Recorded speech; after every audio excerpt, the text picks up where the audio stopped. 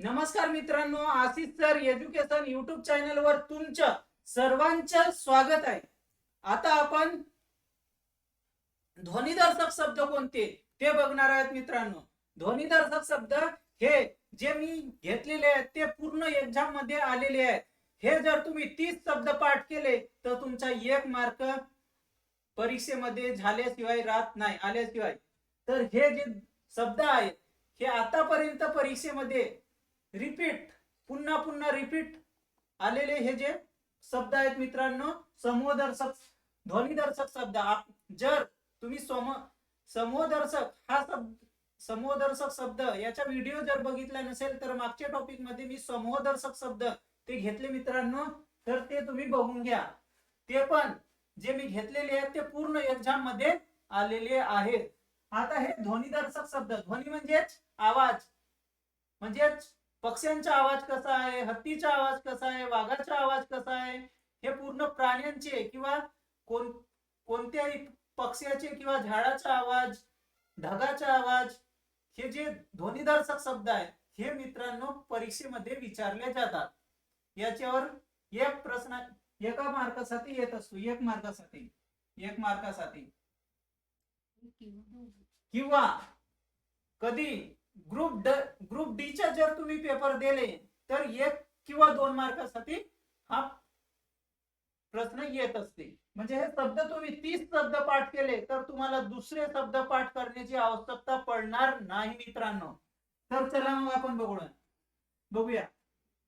माकडाचा आवाज कसा असते? भू, भूकार, भू भू करतो, भूकार म्हणजेच भू भू, भूकार.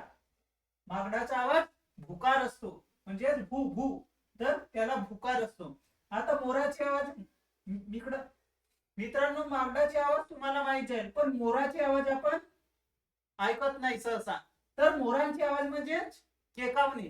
मोराचा आवाज कसा असते? केकावणे, तो केकावत असतो, म्हणून मोराचे आवाज. तर मित्रांनो हा तुम्ही लक्षात ठेवा, मोराचे आवाज एक्झाम मध्ये विचारलेला आहे, तरी 10 वेळा रिपीट रिपीट रिपीट रिपीट आलेला आहे. तुम्ही तलाठीचे जर पेपर कधी बघितल्या तर मोराचे आवाज हा शब्द मित्रांनो विचारलेला आहे. मोराचे आवाज म्हणजेच केकाने. माकडाचा आवाज तुम्हाला माहित आहे, माकडाचा आवाज भूकार असतो, भू भू म्हणजेच भूकार, हा लक्षात ठेवा मित्रांनो. आणि मोराचे आवाज केकावणे असते.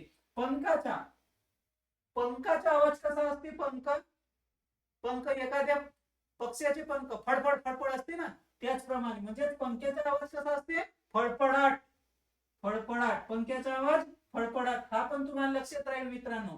पानाची पाण्यात पानाचा पानाची पानाचा आवाज कसा असते हा तुम्हाला लक्षात ठेवायला लागेल. पानाचा आवाज चढचढ असते, पानाचा आवाज चढचढ असते. पान पडतात पण आपण तिकडे लक्ष देत नाही, म्हणून त्याचा आवाज आपल्याला लक्षात राहत नाही. तर पानाचा आवाज चढचढत असते. ढगाचा आवाज, डासाचा आवाज भुनभुन. एखादा मच्छर किंवा मच्छर म्हणजे जे डास असते तो डास भुनभुन भुनभुन भुनभुन करत असते, तर हा पण तुम्हाला लक्षात राहील, डासाचा आवाज भुनभुन. आणि पक्षीचे जेव्हा भांडण असते, पक्षी जेव्हा भांडतात एकामेकांना तर किलबिल किलबिल किलबिलाट असा आवाज येत असते मित्रांनो. तर त्याच्या किलबिलाट असते आणि कलकलाट पण असते. ते किलबिल किलबिल करतात आणि कलकलाट कल कल कल असे आवाज करतात. त्यांनाच पक्ष्याचे हे जे भांडण असते त्याला कलकलाट आवाज मिळतात. मित्रांनो हा तुम्ही लक्षात ठेवा. डासाची तुम्हाला आवाज कसे आहेत हे तुम्हाला लक्षात राहील. पैजनाची म्हणजे पायामध्ये जे पैजन असते त्याची झुमझुम झुमझुम असा झुमझुम. तर हा पण मित्रांनो पैजनाचा आवाज तुमच्या लक्षात राहील. पैजनाचा आवाज म्हणजे झुमझुम. आणि मुंग्यांचा आवाज तुम्ही लक्षात ठेवा. मुंग्यांचा आवाज कसा असते? गुंजारव. मुंग्यांचा आवाज गुंजारव. आयएमपी आहे मित्रांनो, हा पण परीक्षेमध्ये विचारलेले जाते. म्हणजेच कसं, जे आपल्या परिसरामध्ये आहेत त्यांचा आवाज विद्यार्थ्यांना माहित असते, ते शब्द विचारले सहसा म्हणजे कमी विचारले जातात. हे सर्व शब्द परीक्षेमध्ये तर विचारलेले आहेतच, पण हे जे आपल्या परिसरात जे पक्षी किंवा विद्यार्थ्यांना जो आवाज असते ते प्रश्न शब्द विचारले जात नाही. विजांचा सर्वांनाच आवाज माहित असते, कसा कडकडाट असते. विजांचा आवाज कडकडाट, हा पण तुम्हाला लक्षात राहील. कोल्ह्यांचे कोल्हेकुई, कोल्ह्यांचे कोल्हेकुई, कोल्ह्यावरून तुम्ही मित्रांनो कोल्हेकुई हा लक्षात ठेवू शकता. आपण कोल्हा तर कोणी बघितले असतील, कोणी बघितले नाही असतील, तर कोल्ह्यांचा आवाज कसा असते, कोल्हेकुई असते. मधमाशींचा आपण मधमाशी तर बघतो, पण ते जे मासे असतात ना, घुन घुन घुन घुन असे करत असतात, म्हणजेच गुंजारव असते, गुंजारव. हा पण मित्रांनो एक्झाम मध्ये भरपूरदा विचारलेला प्रश्न आहे. हे जर तुम्ही 30 शब्द पाठ केले तर तुम्हाला 1 किंवा 2 मार्क फिक्स आहेत मित्रांनो. गायीचे कसे असते, गाय कशी असते, हंबारते. गायीचे हंबारते म्हणजे ते एखाद्या वासरासाठी हंबारत असते, तेव्हा त्याला गायीचे हंबारणी असतो. मोराचे केकावणे, मोराचा केकारव, मोराचा आवाज कसा असतो, केकारव. आणि मोरांची काय असते, केकावणे, म्हणजे सेम आहे मित्रांनो. हा, मोरांचे केकारव. पाण्याचा आवाज कसा असते, एखाद्या धबधब्यावरून किंवा आपण जेव्हा नळाचा, तेव्हा जो खाली पाणी पडत असते, जेव्हा पाऊस येत असते, त्याचा आवाज कसा येत असते, खडखडाट येत असते. पाण्याचा आवाज कसा येत असते, खडखडाट. पाण्याचा आवाज खडखडाट. घंटाचा आवाज घनघनाट, घन घन घन घन घन घन असा, म्हणजे घंटाचा आवाज घनघनाट असतो. हे लक्षात राहील मित्रांनो.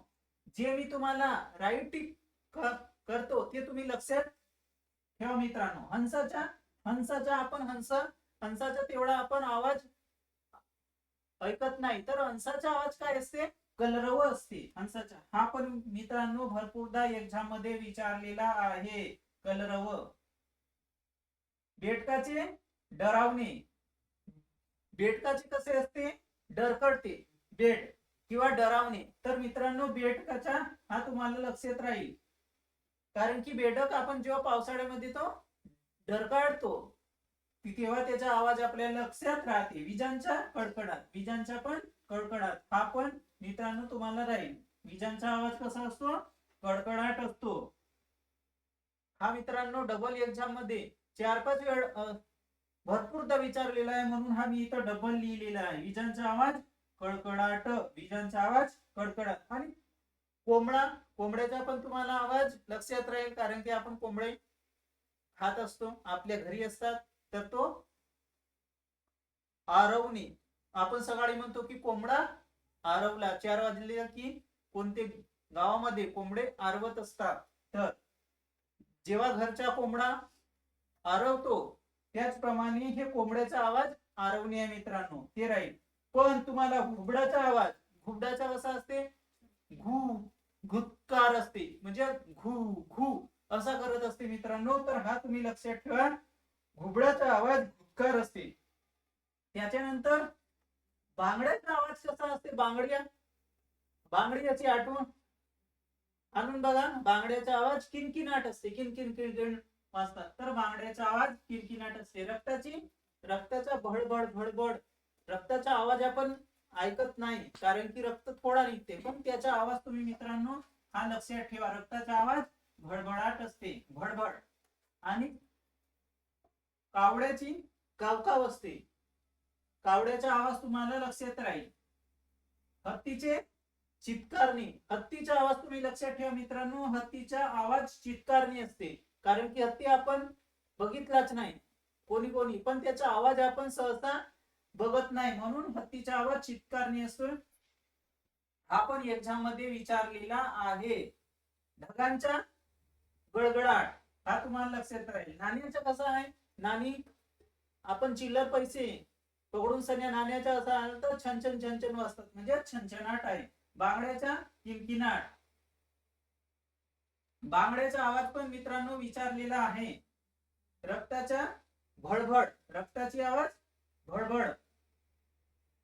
आणि गाढवाची आपण म्हणतो गाढवासारखा ओरडतो, म्हणजेच गाढवाची आवाज आवाज कशी असते, ओरडणे. तर मित्रांनो तुम्हाला गाढवाची आवाज म्हणत तर ओरडणे लक्षात ठेवा. आणि पंख्याचे मंजूळ आवाज, पक्ष्यांचे मंजूळ आवाज, पक्ष्यांची मंजूळ आवाज किलबिलाट, पक्ष्यांचे मंजूळ आवाज किलबिलाट इथं.